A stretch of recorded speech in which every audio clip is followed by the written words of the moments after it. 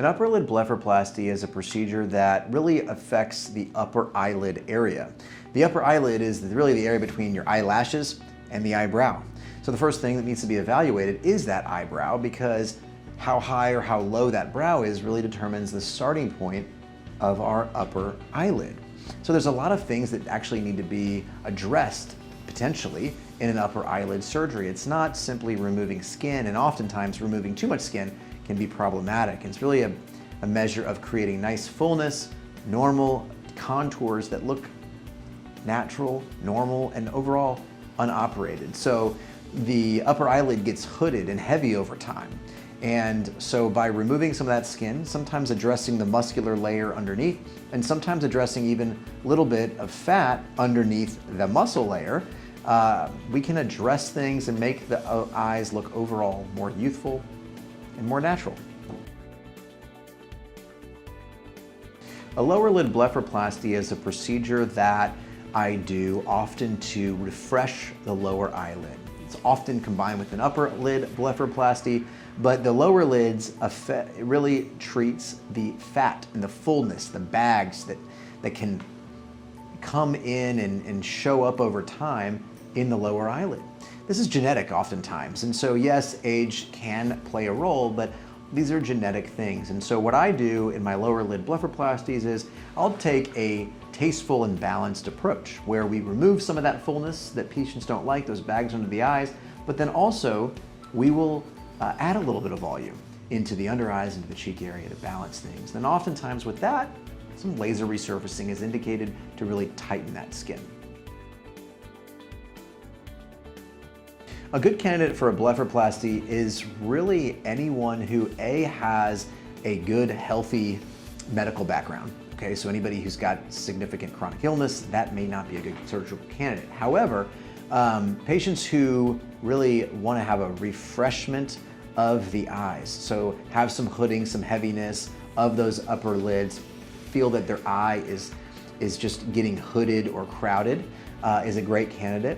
Somebody who's got bags under the eyes, some saggy skin, and just feeling like their eyes really are not consistent with the way that they feel. So I hear that a lot, that patients feel like after surgery, they're like, oh, now my eyes feel like me again. And so that's really what we work to do, is just to create comfort and some consistency about how patients feel and how they look.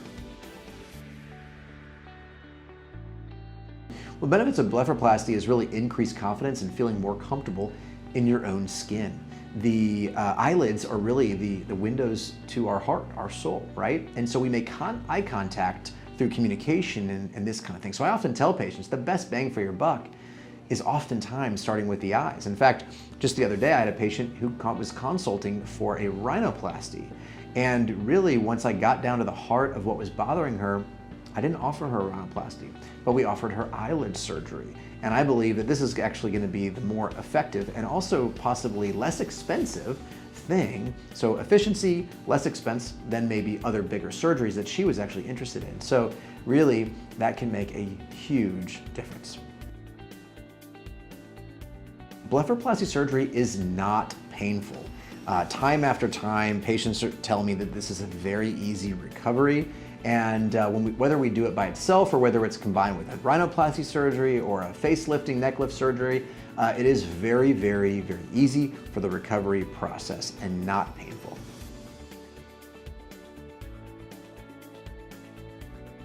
So after eyelid surgery, typically when we do upper and lower eyelid surgery and laser resurfacing, patients will go home. I put a temporary stitch in the corner of the eye to help the healing process accelerate a little bit and to decrease risks and complications.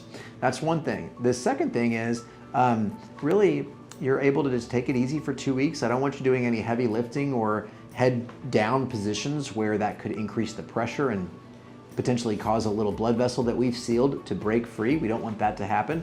And then when we do laser resurfacing, staying out of the sun is very important, but those are the primary things. This is an overall very easy recovery. It's not painful, and it's overall a pretty quick recovery as well.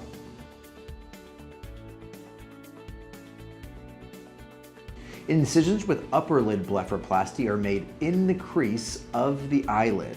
So usually somewhere between 9 and 11 millimeters away from the eyelashes, and that's where that incision hides. It's very, very nice, and typically cannot even be seen when your eyes are closed. But in some patients, you can see a faint line.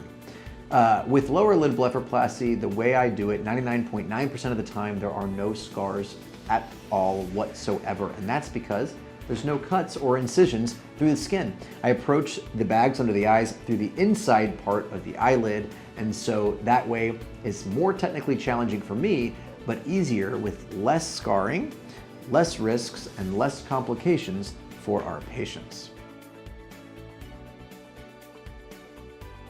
Well, depending on your age and medical background, prep for the procedure can be helpful.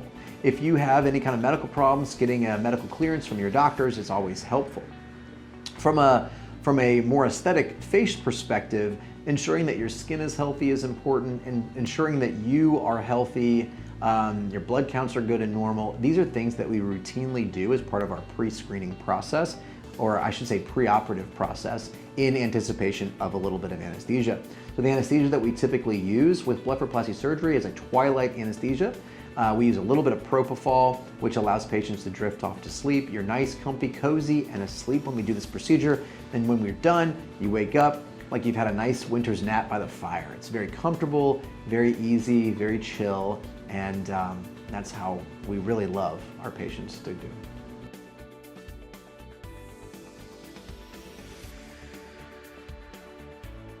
After blepharoplasty surgery, maintenance can be varied. I want to be clear that there's absolutely no mandatory maintenance. However, there are definitely things that you can do to keep your skin, to keep your face looking great. Neuromodulator is going to be a great option for that upper third of the face, along with some various skin treatments. It's going to vary a little bit person to person based on what your skin looks like and what kind of challenges you have. But what I tell my patients is if we can do 3 to 4 times a year where you come in and we do a couple other little things to just keep you healing or keep your skin turning over, keep you feeling great, that's what we want to do. If you've enjoyed this video or other similar facial videos that we've made, please like, engage, and follow our social media linked below. And we look forward to inviting you into our office and taking incredible care of you.